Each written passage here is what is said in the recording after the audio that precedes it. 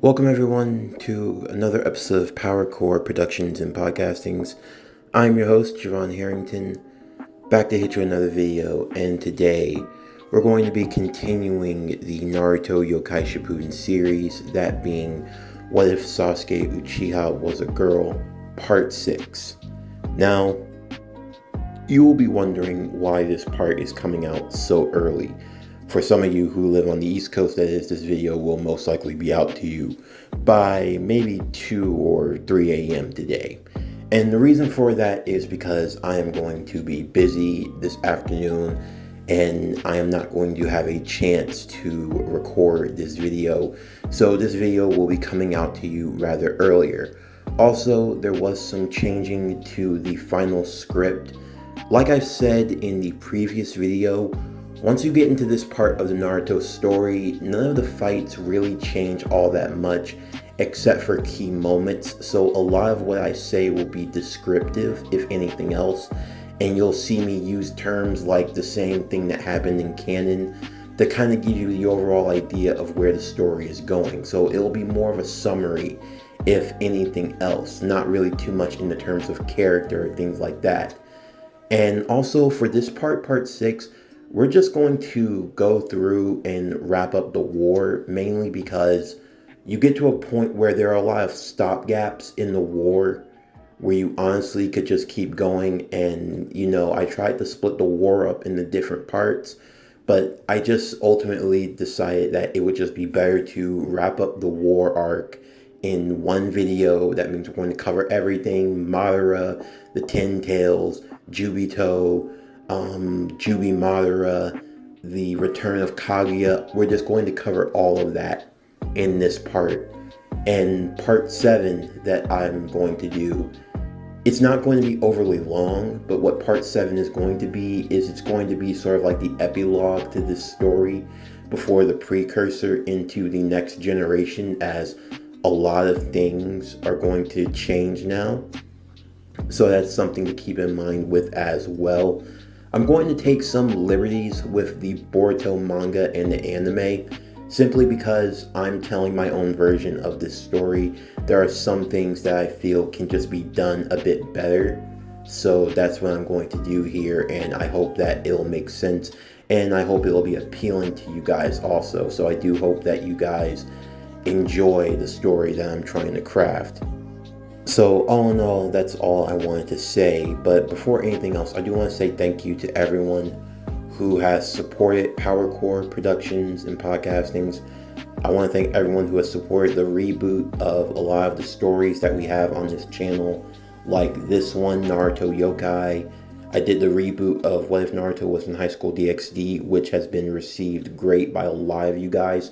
I'm truly thankful for that.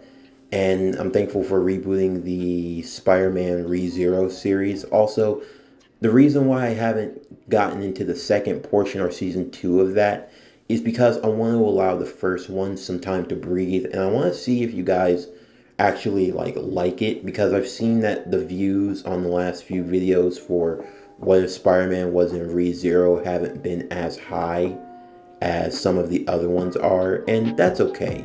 Ultimately, if you like or don't like a series, it doesn't really bother me in a way. It kind of bothers me because I want to try to put out good stuff all the time, but what I mean is that I'm not going to try to force something that you guys don't want to see.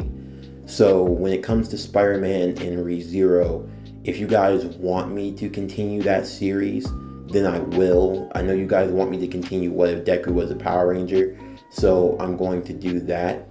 But, if you guys don't want me to continue a series, then I will get to a certain point with it where I can cut it off and I'll just leave it on the channel.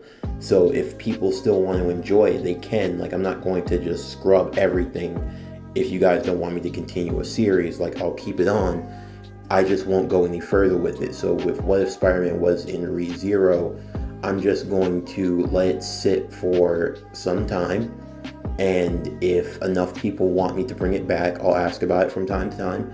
If enough people want me to continue What If Spider-Man Was in ReZero, then I will continue it, and if not, then I will just leave it where it is.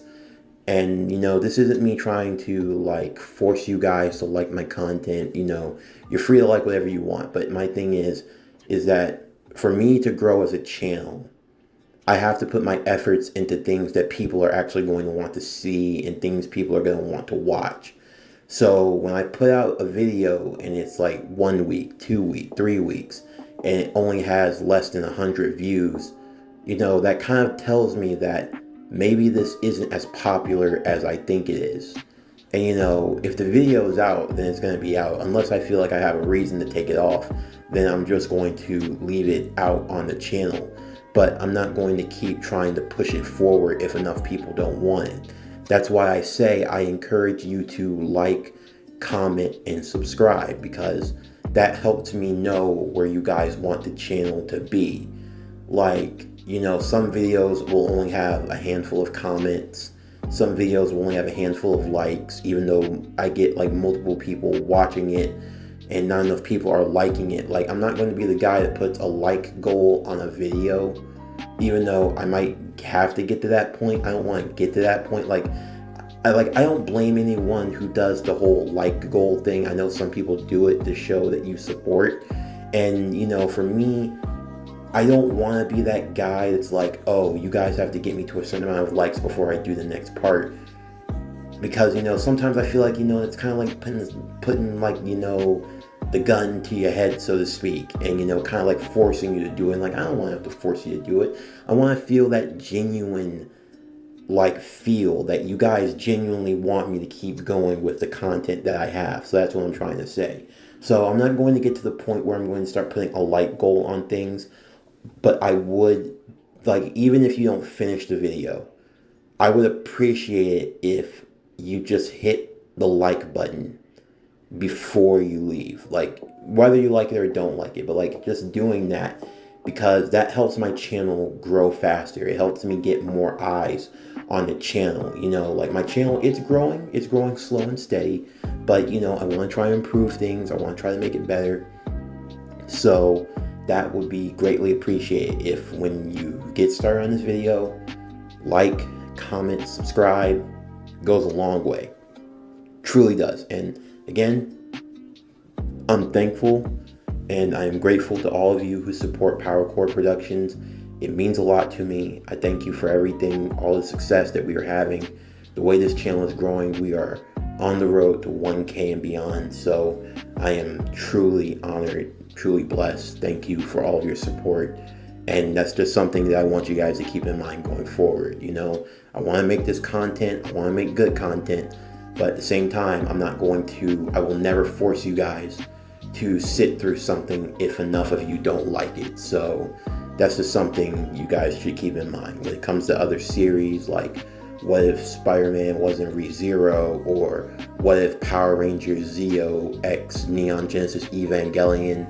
If enough of you guys want it, then I'll make it. But if enough of you guys don't want it, then, I'll just leave it the way it is. So that's just something I want you guys to keep in mind going forward.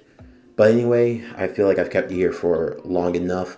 We're going to get into today's video. So as always, sit back, relax, and enjoy the show. The battle between both sides would begin. Kakashi coming face to face with his father for just the second time since his death. The first being when he lost his life against Pain during Pain's invasion.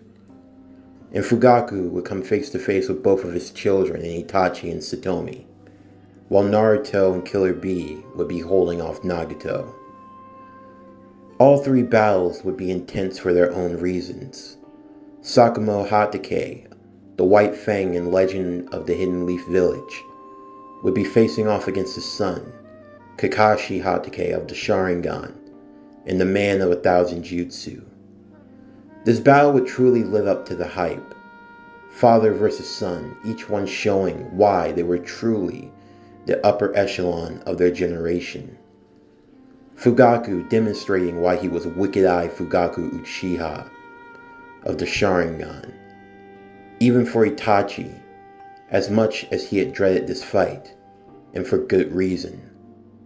While he did not fight his father during the night of the Uchiha massacre, Even he had admitted numerous times, if his father had chosen to put up a fight, there was no guarantee that he could win. And for Satomi, she got a chance to see what her father could truly do, as by the time of her birth, she had never really seen her father engage in ferocious combat. And as for Naruto, he would be battling his pupil as well, someone who was also under the tutelage of the late Lord Jiraiya, a sibling pupil, if you will. For all three fights, they were intense for their own reason. However, Itachi would look to put an end to the madness as quickly as possible. Now that he had recovered both of the eyes of Shisui Uchiha, he now had Koto and Matsukami at his disposal. He would use one eye to cast a jutsu on his father, freeing him from the Edo Tensei, now placing him under orders to protect the Leaf Village, as all three of the Uchiha would stand together. Itachi would then move to aiding both Naruto and Killer Bee, helping by using the Tosca Blade to seal away Nagato once and for all. However, as they turned to aid Kakashi, it seemed as though they would stay out of the fray, as Kakashi wanted to take this fight himself. As the father and son would charge at each other for the final time, Kakashi would get the upper hand using his Sharingan, moving and perceiving through his father's motions. He would slam the Raikiri through his father's chest with a sealing tag to seal his father's soul away. As the two would embrace each other for one final time, Sakamo would comment on how proud he was of his son for how strong he had gotten while he was away, and he apologized for not being there when he should have been. Kakashi would again forgive his father, as the two would hug and embrace, as Sakamo's ashes would scatter into the wind. With that now taken care of, the group now had to go their separate ways. The Edo Tensei shinobi were giving the front lines hardships in multiple battlefields, while Kakashi was going to rejoin with his platoon. Fugaku would reveal the location of Kabuto, and that he planned to go there and stop the Snake Summoner once and for all. Itachi and Satomi going to accompany him, while Naruto and Killer Bee would make their way to the other battlefields, Naruto creating his shadow clones to go and assist wherever they could, namely being with Gaara's company as they were engaging with some of the revived Kage. Most notably of difficulty would be the second Mizukage and second Tsuchikage, as well as the third Raikage who had been revived, along with even Gaara's father and the fourth Kazekage. While Kakashi would go to rejoin his platoon, along with Guy and with Lee, as they were holding down the front lines, aiding with a few of the other platoons as they had finished their fight, helping in dispersing any more of the Edo Tensei, along with a few of the White Zetsu. The three Uchiha would make their way to Kabuto's location, and from here, this fight would be the same as in canon, although now Kabuto would have even more of a difficulty, as he would come face to face with not only Itachi Uchiha and Satomi Uchiha, but he would also have to deal with the likes of Wicked Eye Fugaku Uchiha as well. While back with Naruto, along with Gaara's division, they would be dealing with their own hardships, as surprisingly to everyone, the real Madara Uchiha would arrive in all of his glory, now leaving wonders as to who the true masked man was, as the real Naruto would go to engage him. Killer Bee not too far behind, along with Kakashi and Guy, who would be going to assist as well, this leading into the same fight as before. Fugaku would be pleased to see how his children were able to fight together, as the three worked to take on Kabuto, who had now become a monstrous snake-like being, someone who could hardly be recognized. Fugaku would be the one to cast the Izanami, trapping Kabuto in an endless loop, until he could finally recognize his mistakes and re-examine himself, before they would learn of how to undo the infinite Tsukuyomi, as well as learning how to undo the Edo Tensei and put an end to the Akatsuki's plans once and for all. However, while the victory would be bittersweet, there would still be a bit of a reunion, as Fugaku would speak to his children for what seemed like an eternity. Satomi had many questions. There were many things that she wanted to know, a lot that she couldn't understand. How did things get to the way they were? Could the Uchiha massacre have been avoided? There would be many emotions in that instance, as Fugaku and his son Itachi would have now come face to face since that grim and dark night. For Itachi, a man who was often stoic in many ways, in the presence of his father, he actually would begin to break down in tears, like a young boy, as Fugaku would pull his son into a hug, feeling all of the pain, all of the hardship that had been placed upon him. Satomi would begin to cry as well, as Fugaku would hold both of his children, as his soul would slowly begin to leave from his body. He would tell them that he were truly sorry, that if he had known that he would have put his children through this much pain, that he would have given up on the coup d'etat long ago. Fugaku was a prideful man, and his pride had been pushed to the limit multiple times by the village. Multiple times the Uchiha had been spurned and scorned, and yet they were always expected to serve and be loyal. For the longest of times he tried to bide his time and make peace, but Danzo had pushed him further and further. The village elders, their decrees, their rules, their way of thinking, the way the Uchiha were treated, it was more than what he could stand for. To know that the Uchiha would never be seen with the reverence and the proper respect that they deserved, but that they would always be used as lapdogs to the village, it was something that he ultimately just could not accept. And then, even more so, the burden of the Uchiha was then placed on his children. Even during his last moments, he did have regret. He feared what this would do to his family, and he was pleased to see that Satomi was still alive, that Itachi had kept his promise to keep her safe. Satomi would be happy to see that her father, even after all this time, was still a truly kind-hearted man who ultimately walked down a path to hell that was paved with good intentions.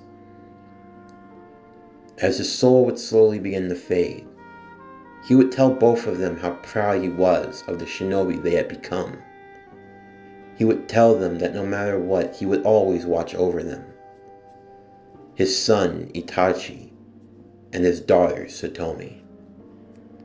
As he hugged them for the final time as his soul would ascend back into the afterlife, and nothing but his ashes would remain.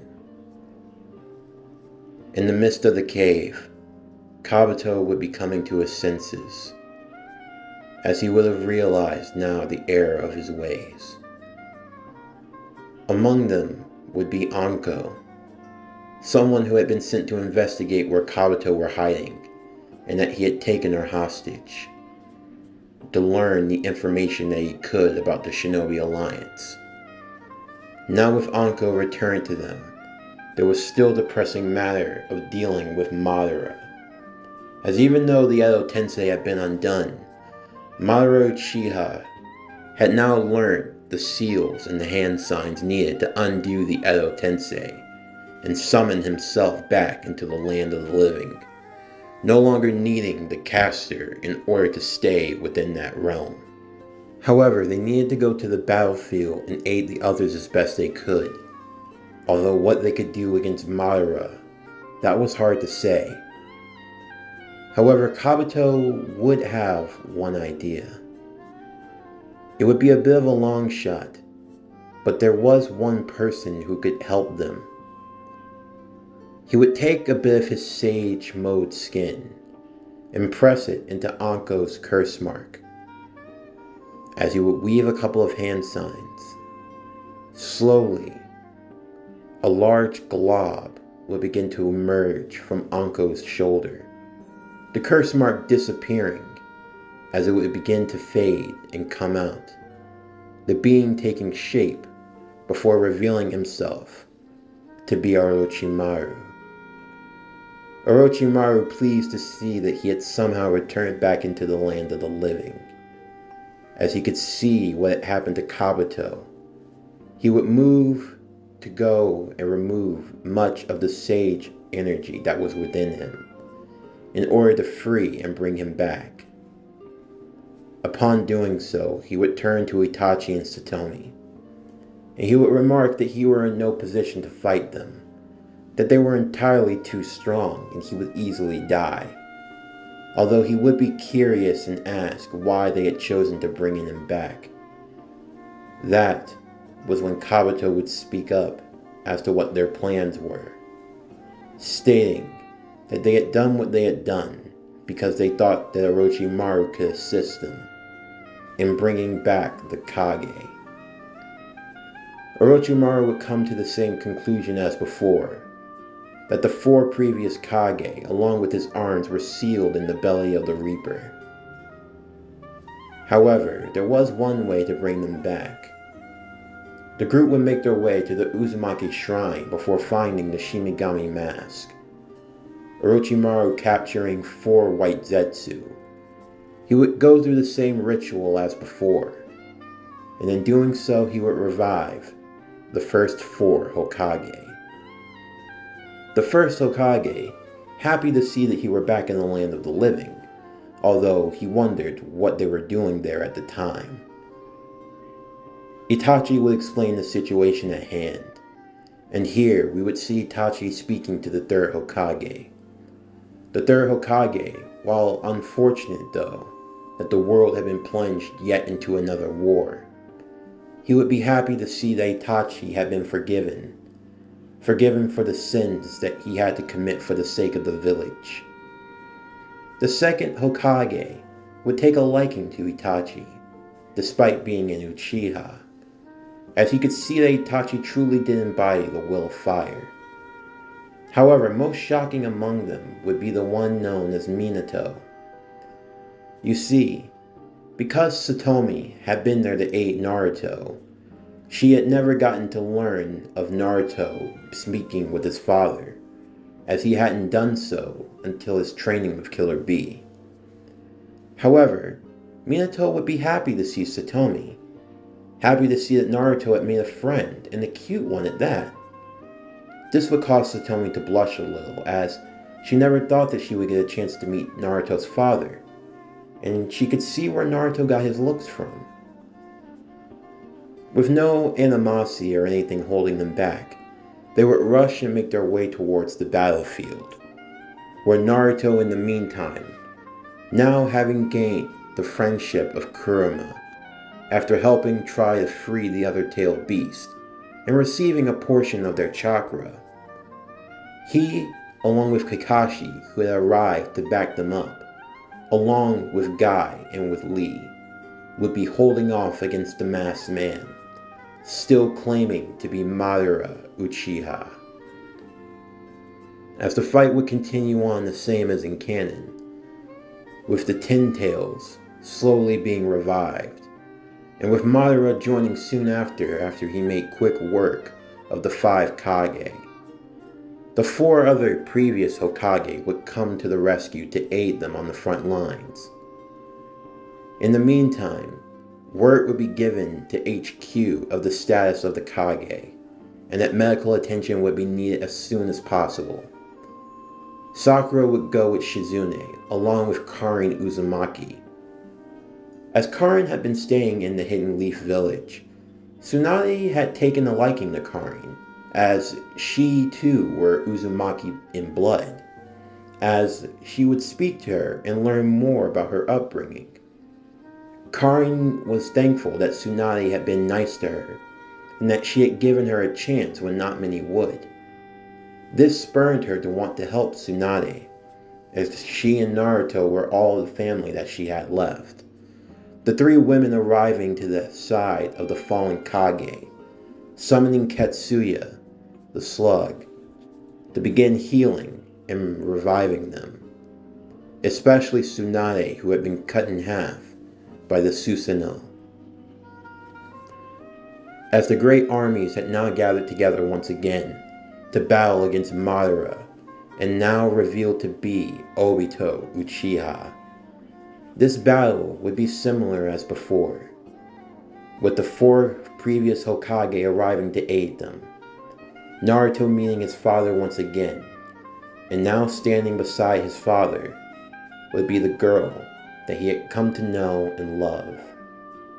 Satomi rushing over to Naruto and telling him that he were lucky that she had arrived when she did, although Naruto would have a quick remark of his own. Itachi joining into the battle lines as well, as the entire Shinobi Alliance had been gathered together again to face off against Madara and Obito. Both Satomi and Itachi would use their Susanos now to their fullest extent to combat Madara and his Susanoo. Obito would take Kakashi to the Kamui dimension, where they would have their battle, as the Shinobi Alliance would try to stall and hold off the Ten Tails as best they could. However, the Ten Tails was not completely revived, and it was only at half strength.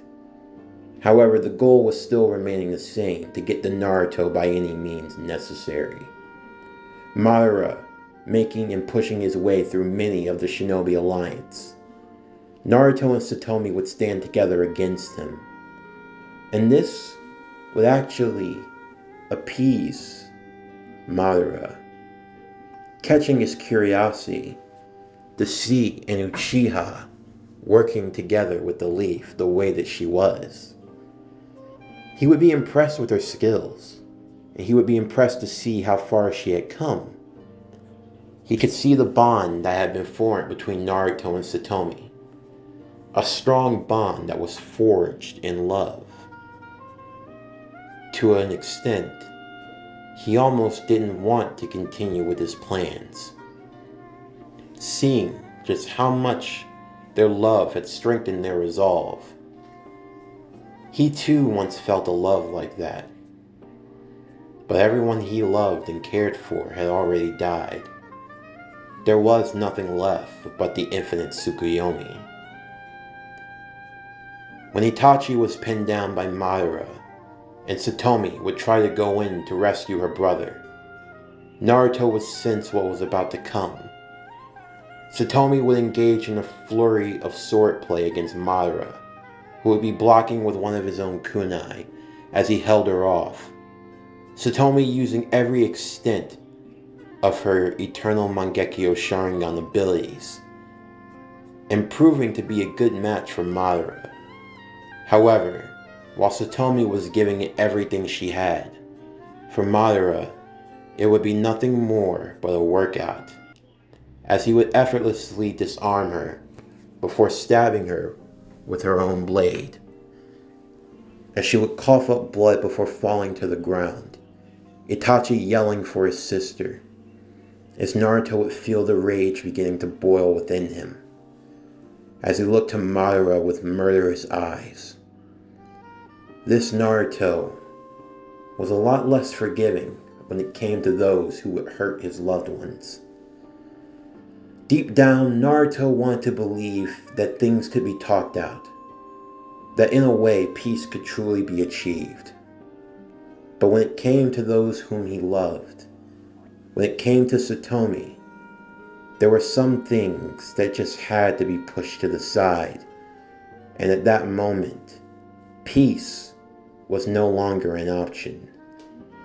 As Naruto would rage against Madara being pushed to his limits as Naruto would engage him in combat, the others of the Shinobi Alliance seeing how Naruto was fighting ferociously against him. Minato would go to Naruto's side to try to aid him as best he could. However, Madara would still find a way to counter them, before eventually latching onto Naruto via the chakra chains, and violently attempting to extract the Nine Tails from his body. In doing so, Naruto could feel his life force slowly beginning to fade from him, as the Nine Tails, or the half that Naruto held, had been ripped from his body. Sakura would get to work on trying to keep Naruto alive as best she could, using her own hand to funnel and squeeze Naruto's heart to continually pump in chakra, as Gaara and Minato would see what they could do to help Naruto. Minato even suggesting that he could give his half of the Nine Tails to Naruto, noting that since he was an Edo Tensei, he would no longer need the Biju to stay alive. While the Shinobi Alliance would be trying to hold their own against the Ten Tails, that was now starting to form into its true being, as Obito would take to sealing it within himself in order to gain the powers of the Ten Tails Jinchuriki, a power that he would not hold for too long. Naruto and Satomi would be taken to another dimension, to another plane of existence, each one waking up in a strange-like hall, where they would come face to face with a rather older man. This man would reveal himself to be Hagoromo, the sage of the Six Paths. Naruto and Satomi would be in their own dimension, and Hagoromo would introduce himself, explaining that he was the father of all shinobi, the forger of Ninshu. He would explain that the situation had become dire in the world, and that his presence was usually accompanied by the presence of the Ten Tails. Naruto and Satomi would wonder if they had died, and Hagoromo would tell them that that was indeed the case, explaining to them that this was for the future of all shinobi. Naruto and Satomi would both ask the Sage of Six Paths if there was anything that he could do. Anything that he could do to help them in their fight. He would explain that he could, but he had a question for them. He would ask, why was it so important that they got back to the world? They could both move on. They could both go to the afterlife and enjoy a peaceful, eternal rest. After all, their original life was already filled with so much hardship, so much pain. What was pushing them forward to overcome that pain? For Naruto, he would tell the Sage of Six Paths that in the beginning of his life he had no one, that there was no one in this world that loved him, that there was no one in this world that needed him. And for a while his life was filled with nothing but hatred, with hardship and with pain. But he told of how one day he met a girl, and that this girl meant the world to him, more than anything that he could ever ask for. In the beginning, he thought that if he just became Hokage, that would be enough for him. And while being Hokage was still his dream, he soon found that there was more to life than just being Hokage. He would be speaking of Satomi.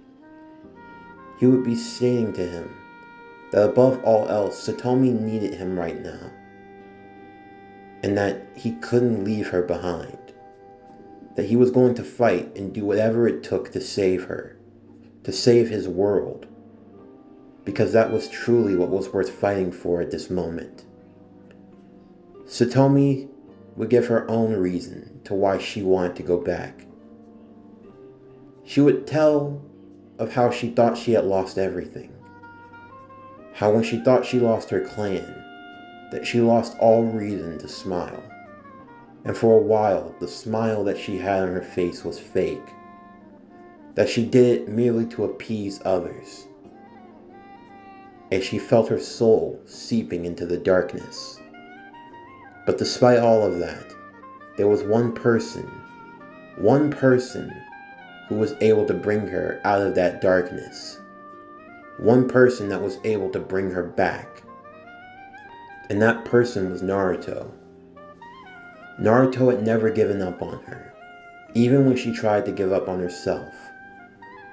Naruto showed his resolve and his love for her in his actions and in his deeds. And that was more than enough for her to go back.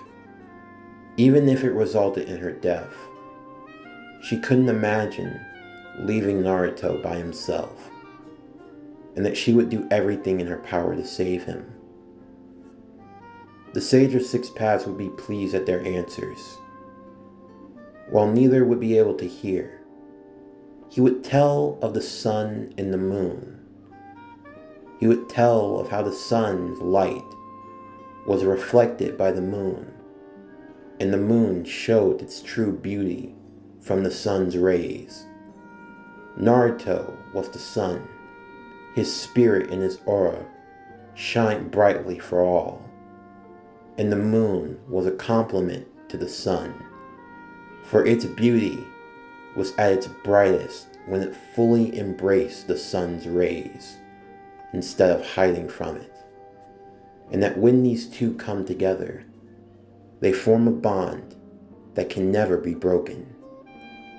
With that, he would bestow upon both of them some of the Sage of the Six Paths chakra, reviving them and bringing them back into the world of the living.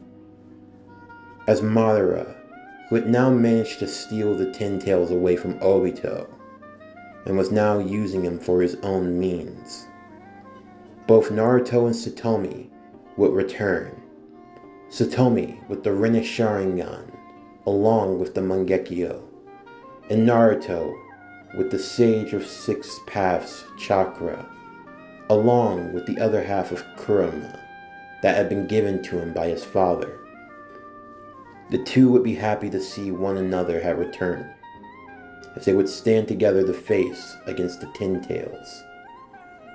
They would aid in the fight, Naruto saving Guy, who had gone all out using the 8 inner gates, and was now nothing more but a husk of his former self.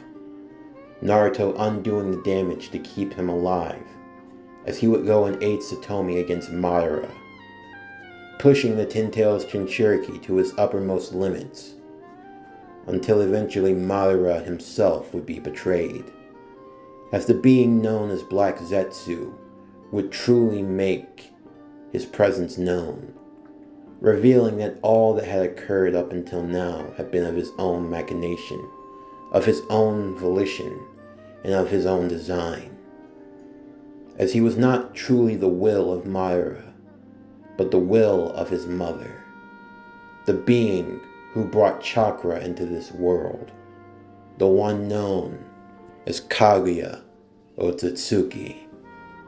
From here, Kaguya would be revived, and she would revive the God Tree, in order to enact the plan of the infinite Tsukuyomi, to absorb all of the chakra in the world back into itself once again, restarting from zero, to take back the chakra fruit that had been given to mankind. Naruto and Satomi would try to shield those who they could, as Obito would only be kept alive through the one half of Black Zetsu that was pumping chakra artificially into his body, allowing him to remain so, despite having had been forced to use the Rinne Rebirth and having the Ten Tails extracted from him.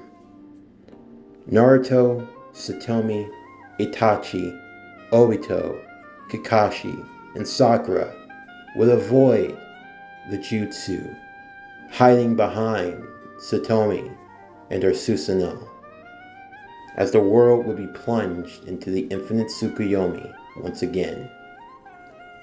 Now setting the stage for the final battle, as Naruto and Satomi would lead the charge, Kaguya mocking the two of them But even so, Black Zetsu could sense that even in her own condescending tone, there was a bit of jealousy, a bit of venom and vitriol. You see, Kaguya was loosely aware of Naruto and Satomi, of what their bond represented.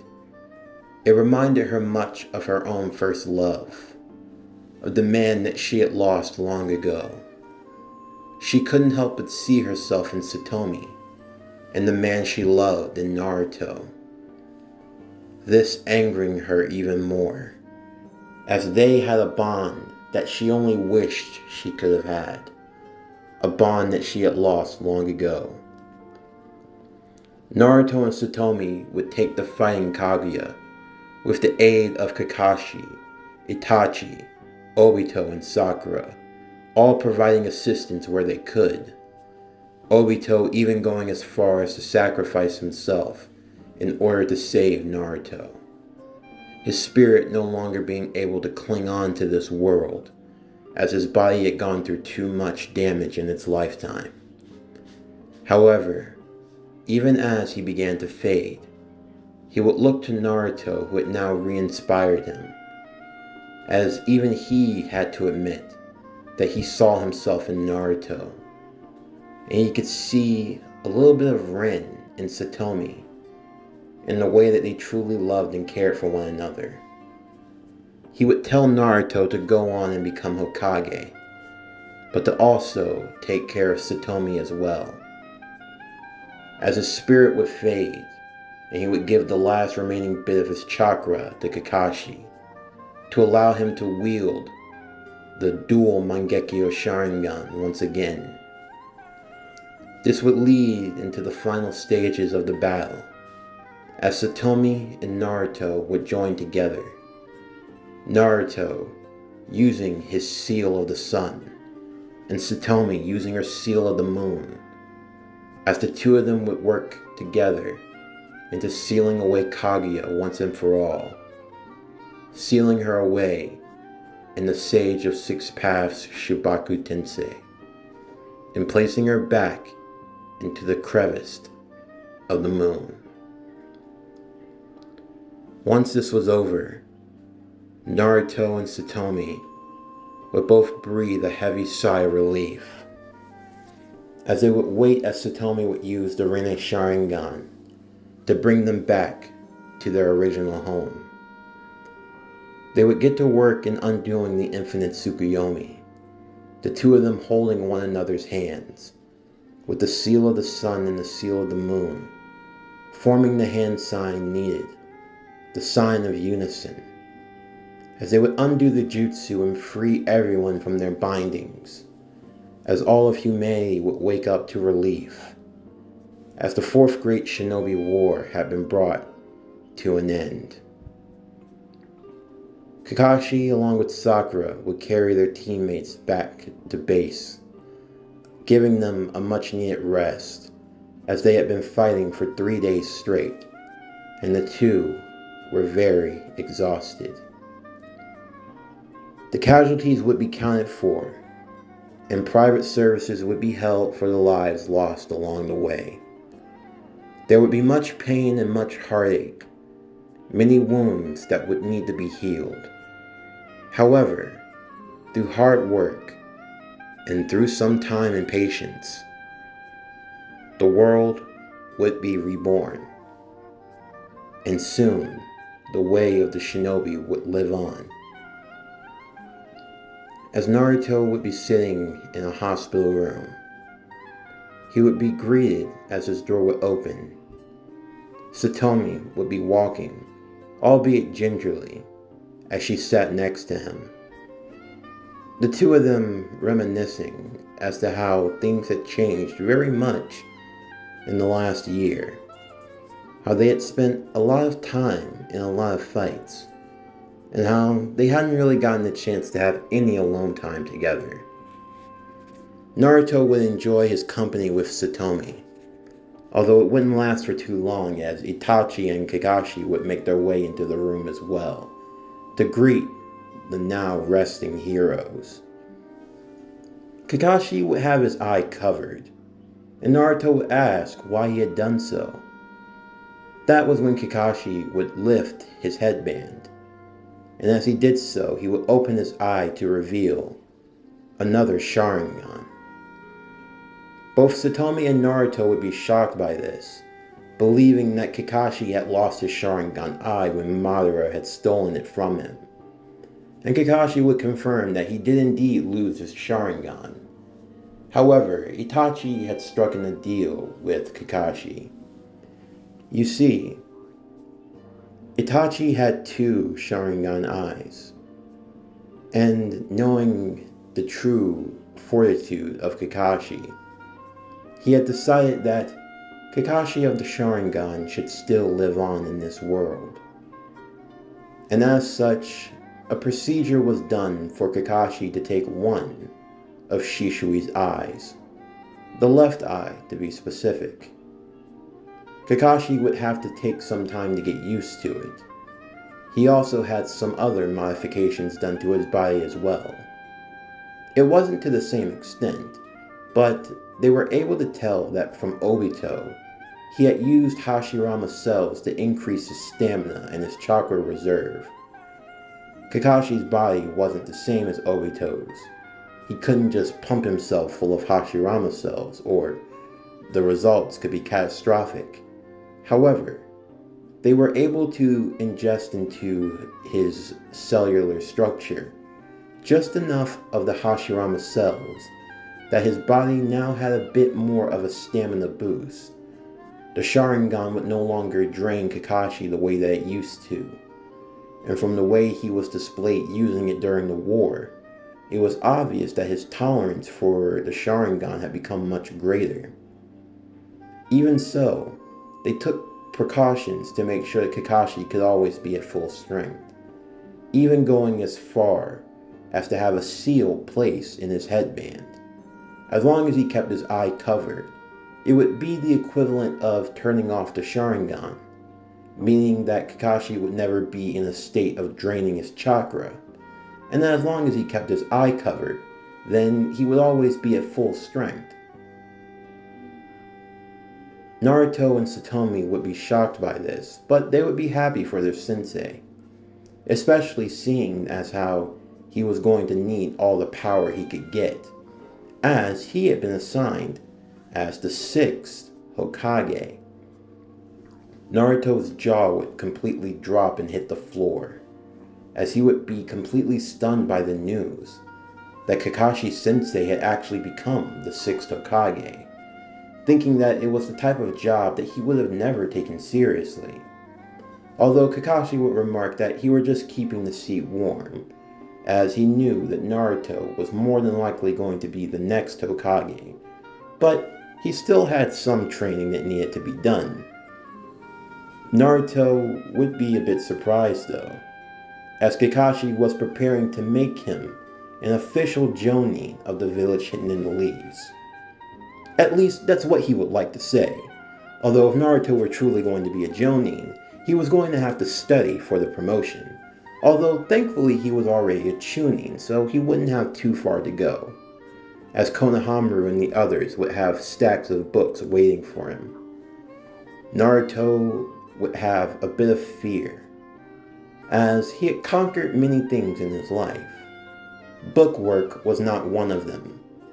He would hop out of his bed, limping on one leg, as he would rush towards the window trying to get out. However, he wouldn't get very far, as Satomi would snatch him by the collar and drag him back into the bed. Naruto would protest, but Satomi would yell that there was no shortcuts to becoming Hokage, and that if he truly wanted, then he was going to have to buckle down and study, and she was going to make sure that he was up to par. Naruto having war flashbacks. But however, this would not be of the 4th Shinobi War. This would be of his times back in the academy, when Satomi would put the fear of God into Naruto. Satomi didn't play when it came to studying, and Naruto was all too well of the cruelty that she had. When it came to Naruto's studies, she was a dictator with an iron fist.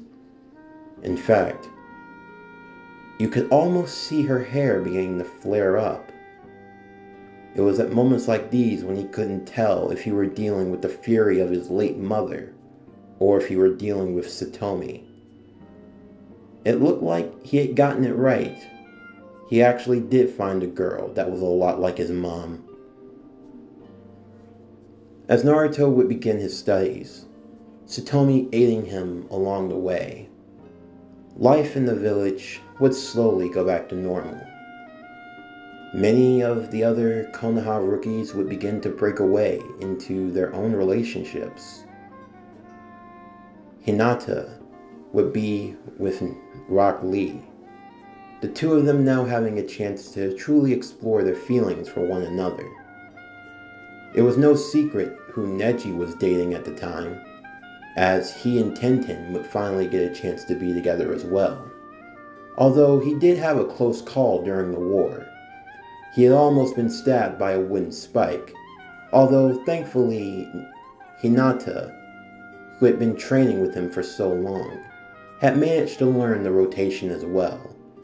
Using it to its fullest extent, she was able to block away the sharp projectiles and saved his backpack there. And for that, he would be eternally grateful.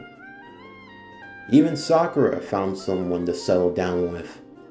Although, not surprising to anyone, it would turn out to be Kiba. Although she made it very clear if the two of them were going to start seeing one another, then the dog had to stay home. Not that she didn't like Akamaru, but it was just that she didn't want a dog to slobber over her food during a date. And Kiba would agree to this. But Akamaru wouldn't feel too bad, as he had found a lovely dog of his own, and they were probably going to settle down and have their own puppy someday. Choji had taken to some girl in the Cloud Village when he would stop and make deliveries for the Hidden Leaf, and they were hitting it off pretty well. Ino had grown closer to Sai, who had seemingly just moved into the Yamanaka clan's residency. Fu, deciding that since Sai didn't have a clan of his own, would ask if he could be initiated into the Yamanaka. Sai would take a pledge, and from then on, he would be known as Sai Yamanaka of the Yamanaka clan, and he would be embraced with open arms.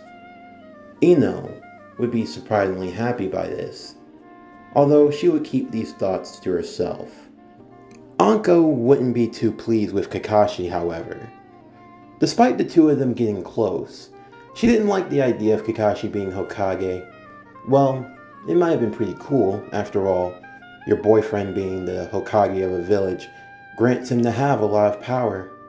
But with all that power came a lot of responsibilities, and with all those responsibilities, well, it means that they didn't really have a lot of time to spend together as they wished. Although Kakashi would assure her that he wouldn't be Hokage for too long, and when they were done, they were going to take a long vacation.